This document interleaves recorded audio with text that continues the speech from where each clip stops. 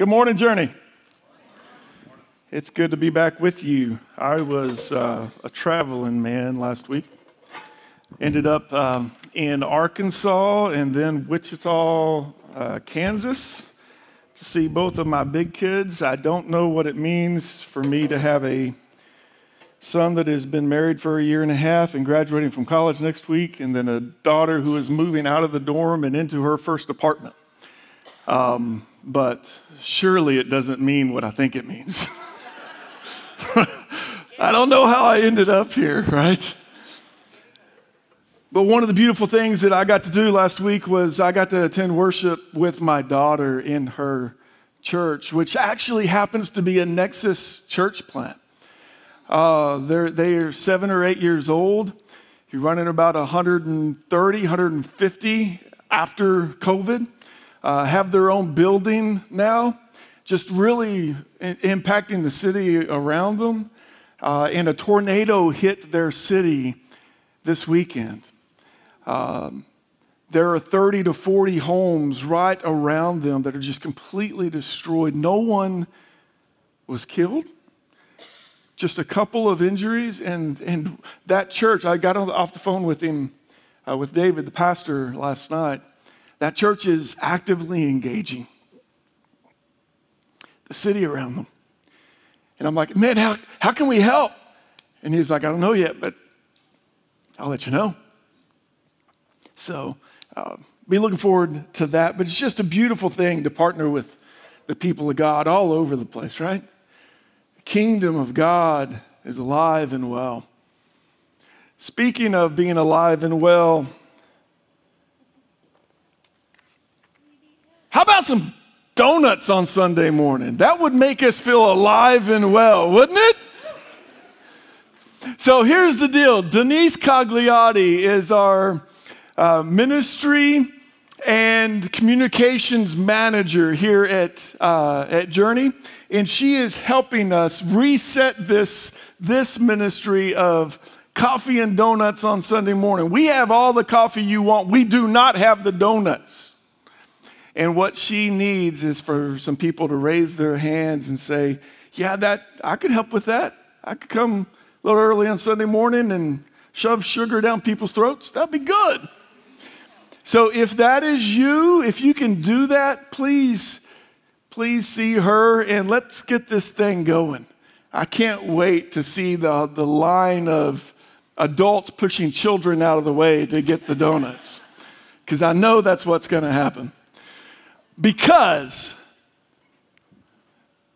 Cheerio man, cereal is good, but donuts are better. Let's see if you can help me out with that. If you agree, I will pause at the better part and you can fill it in. Cereal is good, but donuts are better. Oh, I don't think you believe that. I don't think we're getting donuts back. Can we try one more time? Cereal is good, but donuts are better. There we go. That's it. Let's try it again. Let's do something else. Did you hear that? Maybe I'm getting excited. My Texas accent just went really thick. Let's try that again. I did middle school and in high school in Colorado. Where did that Texas accent come from? All right, here we go. Let's try this one. If you agree, yell better. If you don't, then you can yell whatever you want at me. Weekends are good, but vacations are better. Okay. How about this one? The first time I got on FaceTime, my wife and my son were on a mission trip in Mexico. And I hadn't seen them for like 4 days, 5 days. And my wife didn't have an iPhone, and I did. Somebody handed her an iPhone, and like this, I get to see them. So here's the deal. FaceTime, or in view of COVID, Zoom, is good, but in person is better. You agree? Yeah. How about this one? I know some of you will agree with this one. The paycheck is good, but retirement is... Oh, we got some joy in that one. Nice.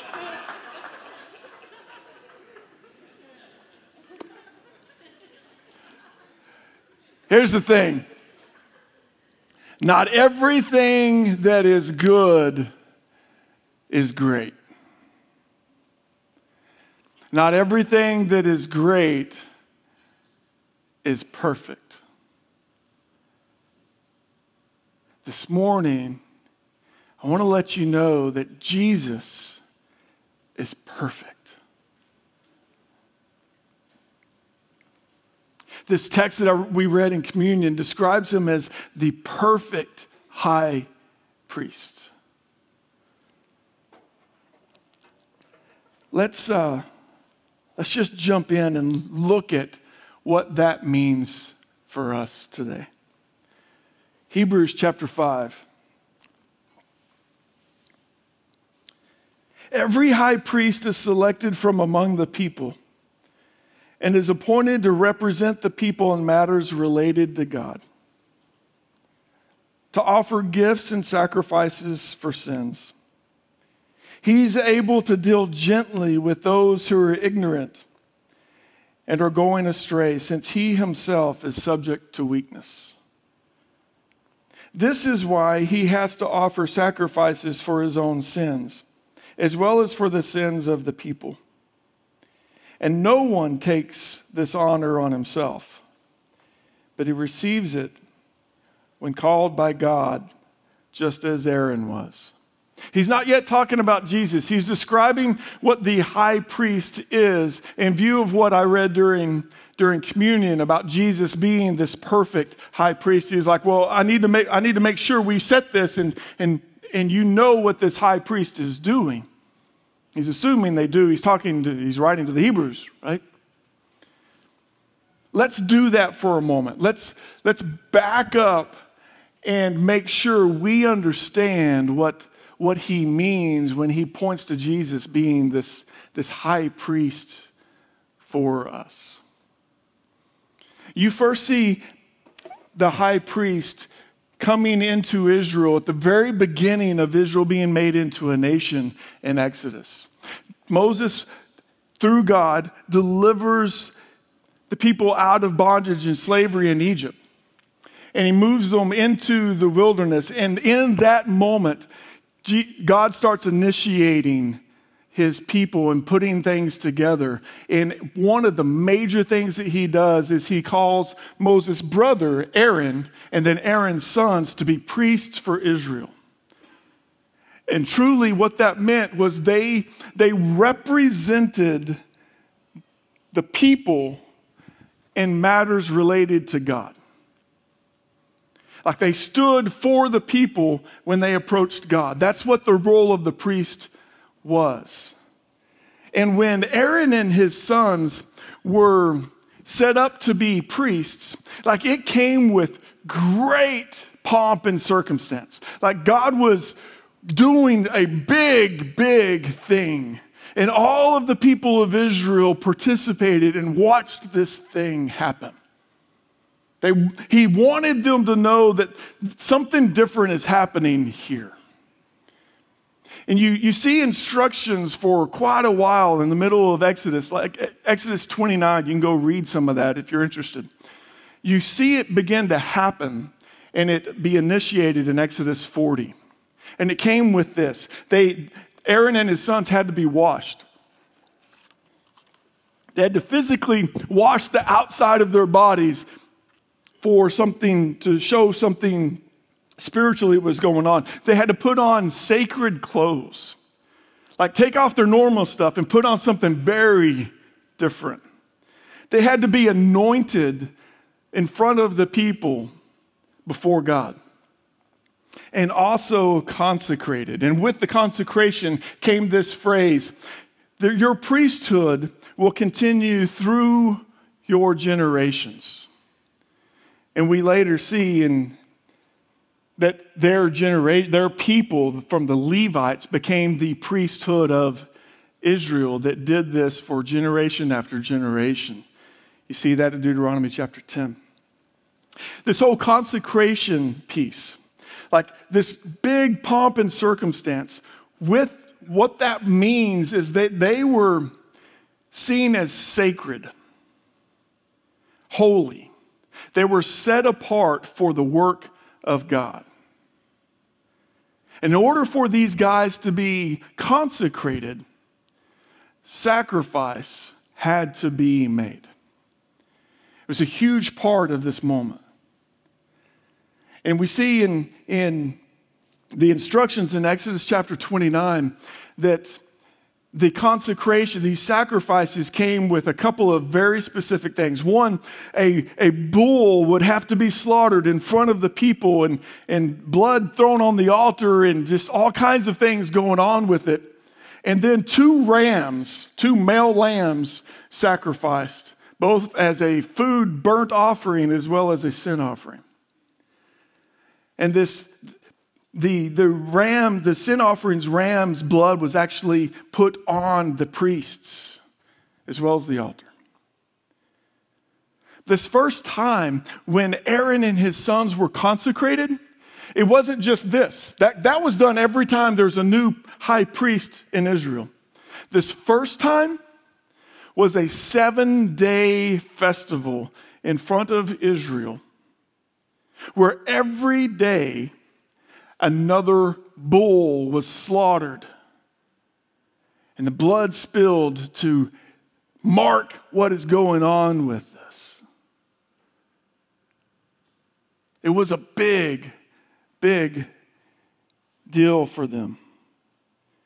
And after those 7 days, the altar was seen as being consecrated, and now they could use it for these holy purposes moving forward. So sacrifice became immediately moving into the consciousness of the people and understanding that it was doing something that was creating a path to God. Did you know that offering these sacrifices was one of the primary roles of the high priest? In fact, we find in Exodus chapter 29 that sacrifices were made for Israel every day, twice a day. There was a ram that was sacrificed in the morning as people were getting up for a sin offering. Not complete payment, but a covering of the sin of the people. And at twilight, as the sun was going down, another one would be sacrificed. Every day, to mark the front and the end of the day, the sin offering before God, this constant presence of this need. So, with thinking about what a priest is doing here, it's really important to kind of think about what sacrifices are and what's going on and what they're doing with it. Here's some purposes of the sacrifice for Israel. Number one, it was to remind the people of their sin. This constant rhythm, day after day after day after day, reminding them, we got a problem here between us and God. Number two, it was what we call atonement. It was a payment to cover the cost of sin. But notice, it didn't pay off the debt because they had to continue making covering for their sin. They had to continue to do this. It was just to cover it, not to pay it off. It's like paying the interest on the principal, right? Number three, to provide a way to cleanse the community from this constant ache toward rebellion. And number four, to ensure God's holy presence in the midst of a rebellious people. They had 5 main sacrifices: burnt offerings, grain offerings, fellowship offerings, sin offerings, and guilt offerings. Like this constant rhythm of sacrifice. And notice, 4 of the 5 were sacrifices of animal, like blood sacrifices. One of them was a grain sacrifice. All of them, if you think about it, all of them had to do with sacrificing their food. So here's some observations. The priests were mediators who were set apart from the people to do a holy work. Like a special project, a special need required a special person. Number two,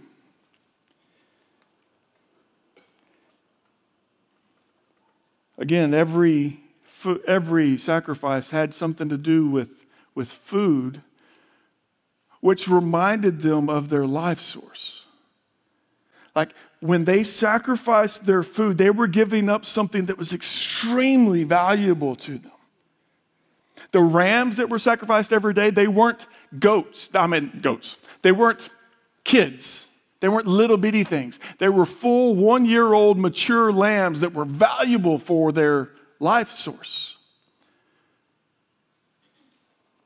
Number three, this is really important.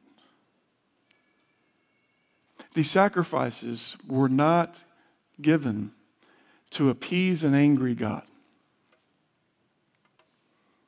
When you read it and you start dealing with it, you see that it was a God who was making provision for a rebellious people to enter his presence. It's not a God that is waiting for them to trip up so that he can now smash them. That sacrifice was not to appease that kind of nature. It was God's way, it was God's gift of love to say, you are a beautiful mess of a people. I need to help you out here to come to me. And we're going to do this every day so that you can come to me. The offering of life for us has always been God's gift of grace to his people. This text says in verse 2 that the high priest was able to deal gently with those who are arrogant and going astray, since he himself is subject to weakness. Like he is a human too. This high priest isn't any different than the rest of the people. He's simply been called out to play a special role. And I think for the church, that's really important when we begin to think about what this is and the role that humans play and the role ultimately that Christ plays. It says also in Exodus chapter 28 that in playing this role, when you come in to the presence of God to conduct your ministry, you will wear the sacred garments. And there's this phrase, this is what it might have looked like. There's this phrase in Exodus 28:43, so that you might not incur guilt and die. Like, here's the deal. The high priest is just a dude. He comes with the same kind of rebellion and struggle that the rest of the people do. And so just like he's consecrating the people with these sacrifices, he's got to consecrate himself. And the way God makes a path for that is actually with the clothing that he wears. And there's a bunch of very specific instructions about this stuff, but this is maybe what the high priest would have been wearing. And it starts with white undergarments, like signifying the purity that he is now stepping into. And then you'll see the blue robe. And then next, the gold, blue, purple, and scarlet ephod. That, by the way, those are the colors of the inside of the tabernacle, where God's presence and worship happens. Like the priest is wearing on the outside what is experienced on the inside in the worship in presence of God in his tabernacle. That ephod is the thing that ties around the waist, and then it's what attaches to the breastplate. And so the breastplate is the next piece. The breastplate carried 12 stones, each stone representing one of the tribes of Israel. Also, there were stones on each of the shoulders that connected to the top of the ephod, and on each stone were 6 names. 6 of the names of the sons of Jacob, the tribes of Israel. And then there's pomegranates and bells at the bottom of the robe. Pomegranates pointing toward life, bells, like you could not have entered into worship or into the courtyard and the high priest moving around and not know he was there. Right? He's going to jingle all the way. And these pomegranates also carried those tabernacle colors of blue and scarlet, purple. And then, love this part, that gold band around the turban, it was engraved with the words, "Holy to the Lord." Like you putting on this stuff, you are holy now because I say you are. And now we can do our work. This, I think, might be a better representation. It's more majestic. It's more, in my mind, of what, instead of the costume approach, of what the high priest might have looked like. Verse 3 tells us from the text that we read, he offers sacrifices for his own sins, as well as for the sins of the people. Did you know that one day a year, during the Day of Atonement, the day of covering for the sin, he would enter, just one day of the year, he would enter the Holy of Holies place where the Ark of the Covenant was. In other words, where the presence of God's promises sat. And when he entered those, all of that majestic clothing was shed. He didn't enter the very presence of God with any pomp and circumstance. He entered the presence of God with simply the white linen clothing, stripped of all of his own celebration, and humble before God.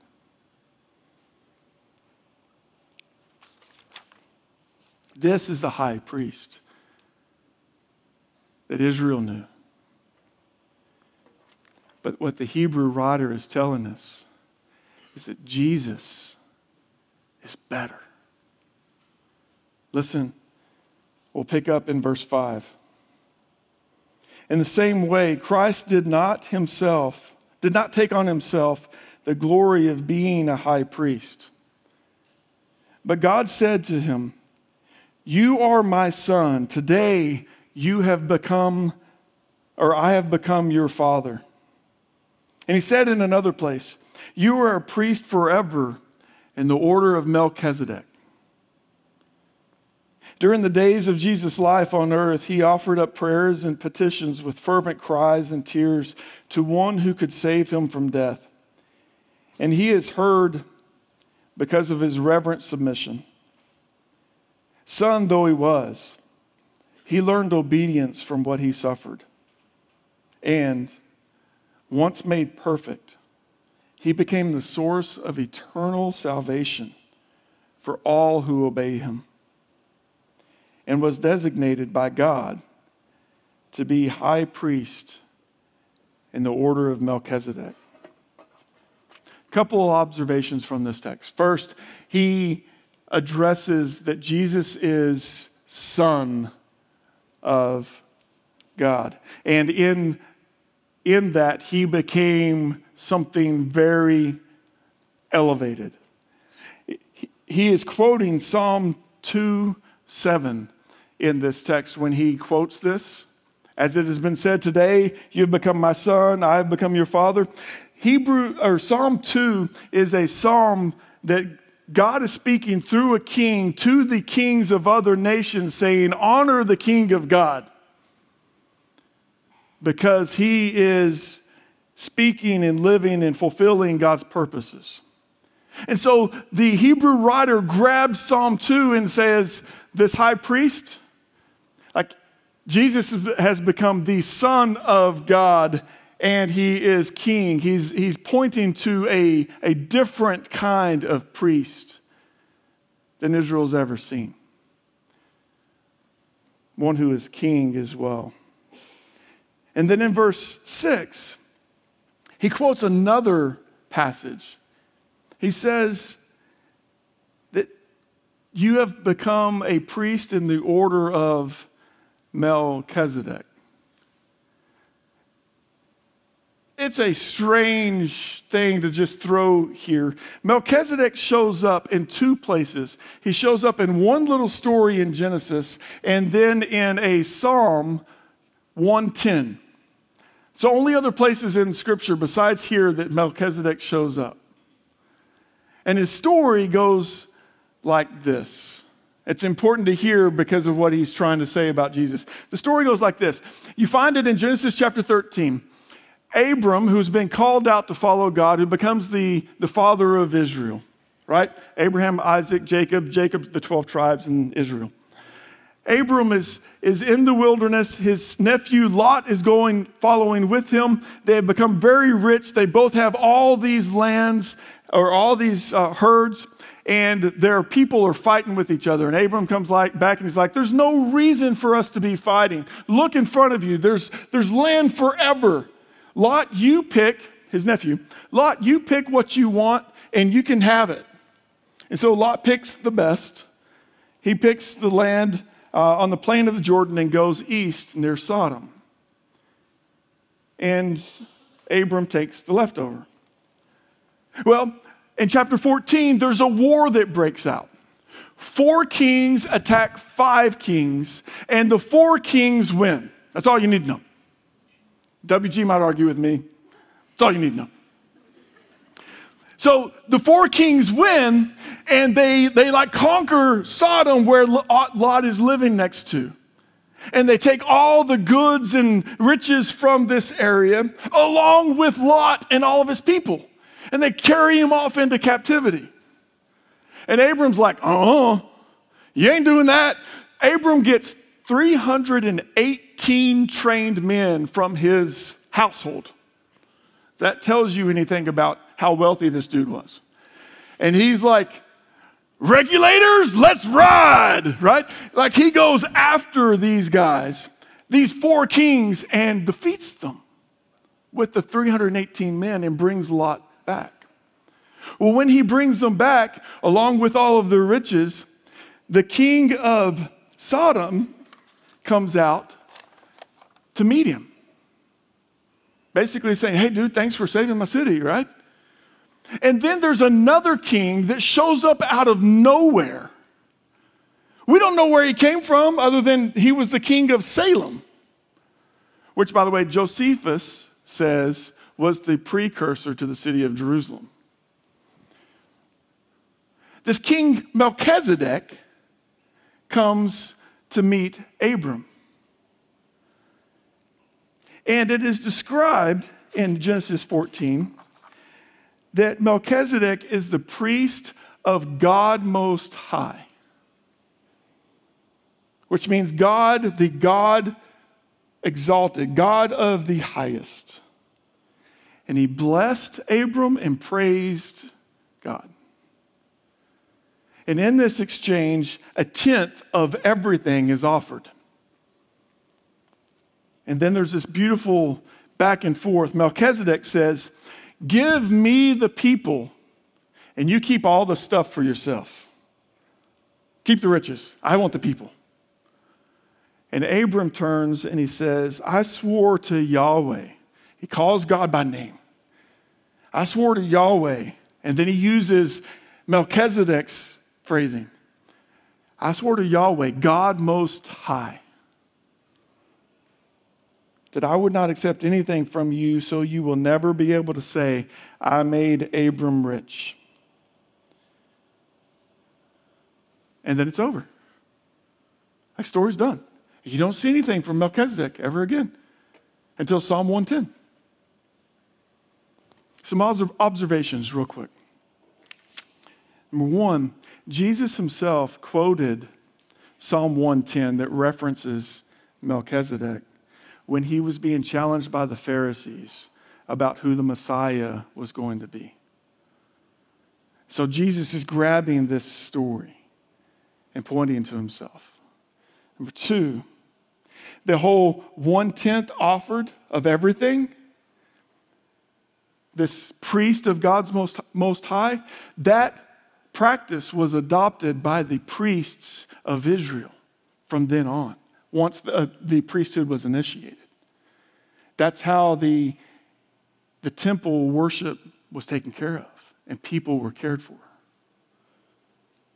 Number three, Melchizedek is a priest unlike anything that Israel has ever seen. Melchizedek is a king priest. Hebrews chapter 7 actually tells us his name means, Melchizedek means king of righteousness.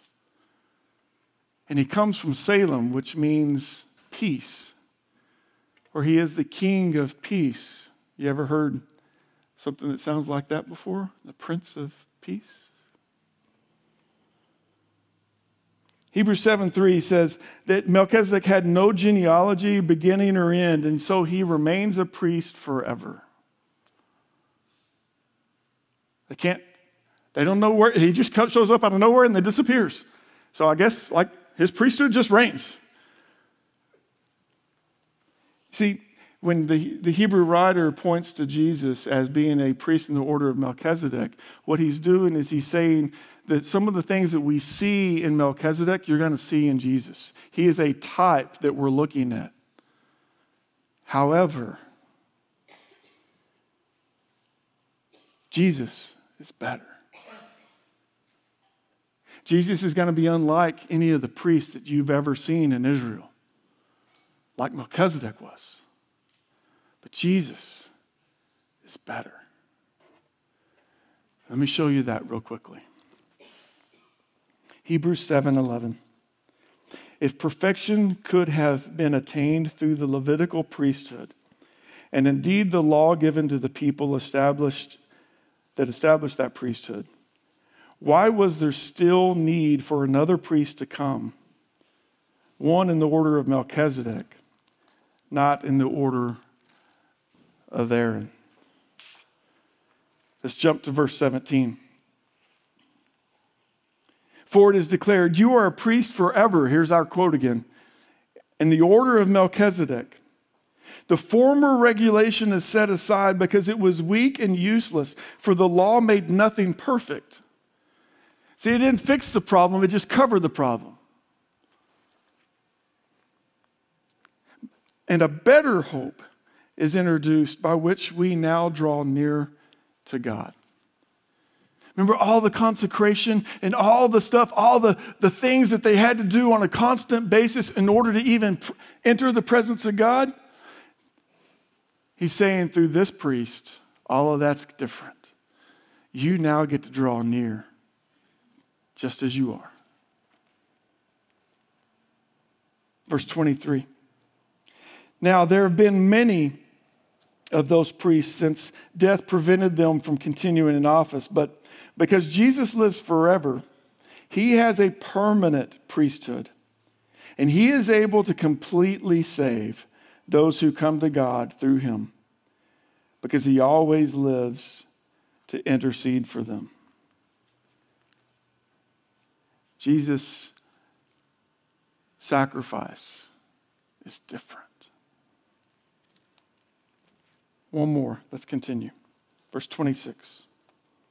Such a high priest truly meets our need. One who is holy, blameless, pure, set apart from sinners, exalted above the heavens.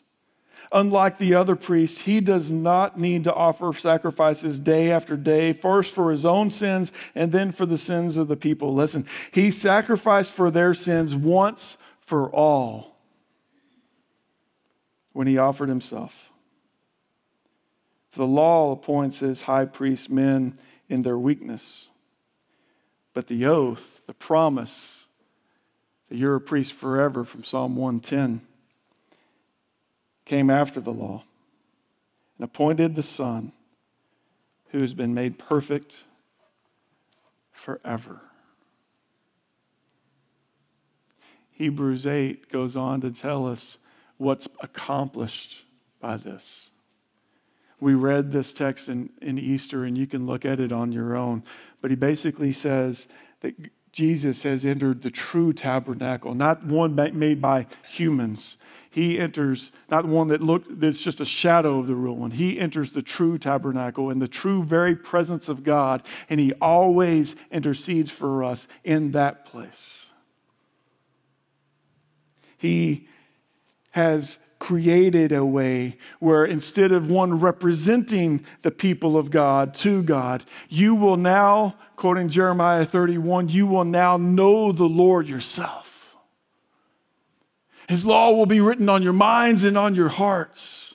There is no longer separation. There's no longer this need for constant approval and constantly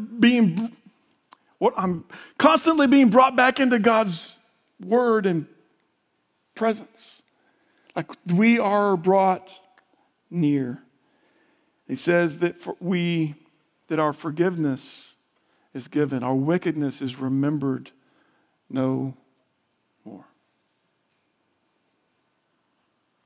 So what does all this mean? What do we do with this?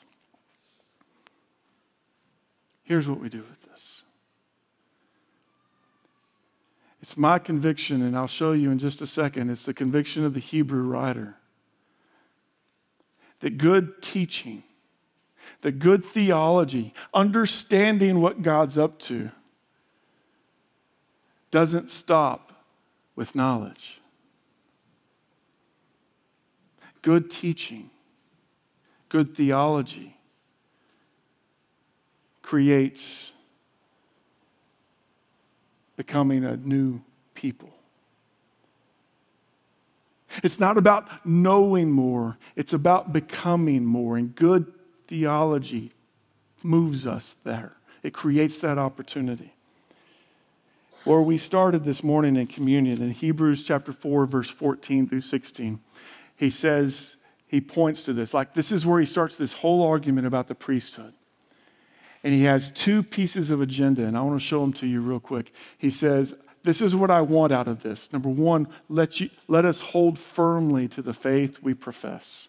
And then number two, let us then approach the Lord's throne with confidence. How do we do that in view of this teaching? The Hebrew writer puts it into this text right in the middle of explaining about all this stuff about the high priest and all that Jesus is doing. He puts his point of what he's trying to accomplish in our lives right in the middle in chapter 5. Let me read it real quick. It says in verse 11, "We have much to say about this, but it is hard to make it clear to you because you no longer try to understand. In fact, though by this time you ought to be teachers, you need someone to teach you the elementary truths of God's word all over again. You need milk, not solid food. Anyone who lives on milk is still being an infant, and it is not acquainted with the teachings about righteousness. But solid food is for the mature, who by constant use have trained themselves to distinguish good from evil. Therefore, let us move beyond the elementary teachings about Christ and be taken forward to maturity, not laying again the foundation of repentance from acts that lead to death, or of faith in God, instructions about cleansing rites, laying on of hands in the resurrection of the dead and eternal judgment. And God permitting, we will do so." Let me tell you what he's saying. He's saying you should be mature by now. This understanding of Jesus as your high priest ought to have changed some things for you. In fact, you ought to be teachers about these things and what it means for our lives. Instead, you are infants and you need to have a teacher.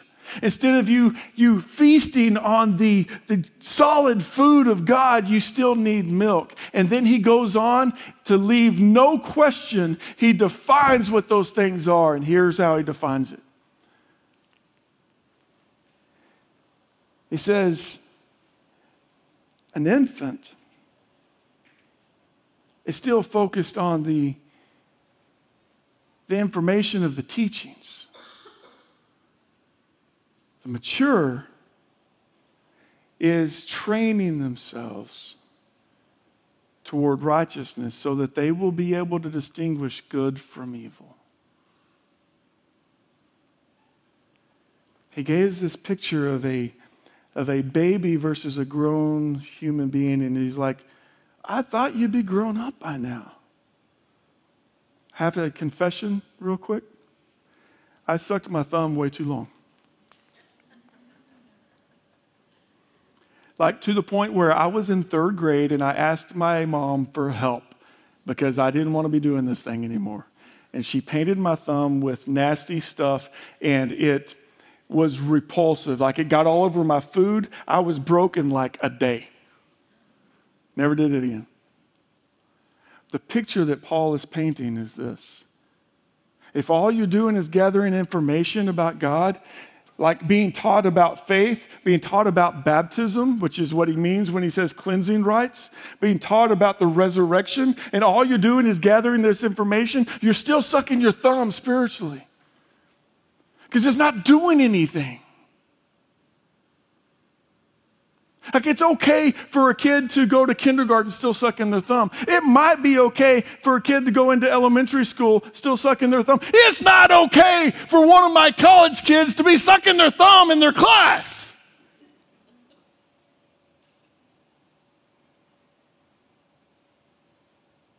And the Hebrew writer is saying, it's not okay for us either. Maturity is defined by being able to distinguish good from evil.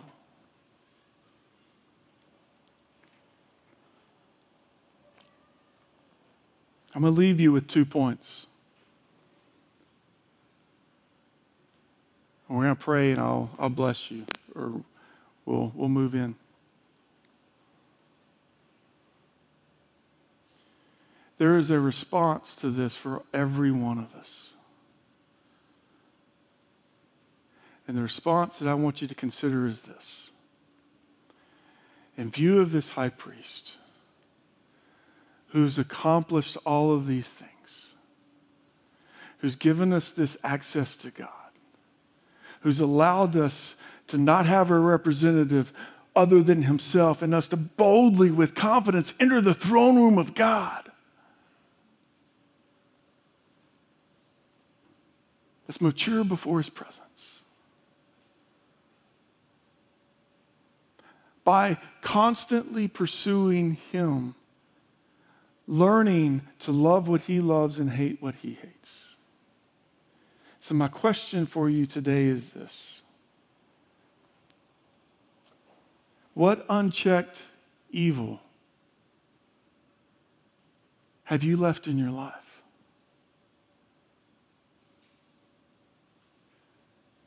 Don't leave this with knowing of Jesus. Leave this with knowing him. How does he need to consecrate you? How does he need to strip you of your rebellion so that you will mature in his presence? And the second response is this. There's a reason why we've invited you guys, invited all of us to pray every day for him at 4:22 p.m. That we will think and act like him. And this is why.